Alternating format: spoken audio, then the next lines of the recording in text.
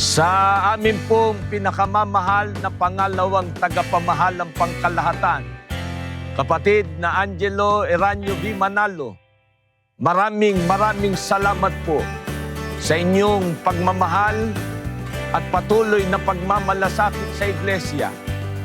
Nagsisilbi rin po kayong huwaran po namin sa pagtulong sa tagapamahalang pangkalahatan sa kapatid na Eduardo V. Manalo upang patibayin, palakasin at pasiglahin ang buong iglesia.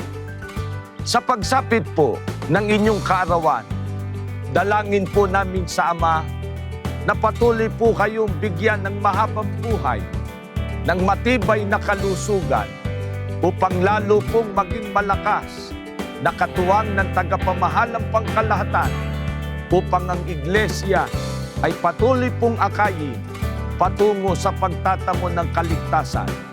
Kami po na mga ministro at mga manggagawa, kasama po ng aming buong sambahayan at ng mga kapatid sa distritong ito, ay bumabati po sa inyo ng Happy birthday po! We love you so much po!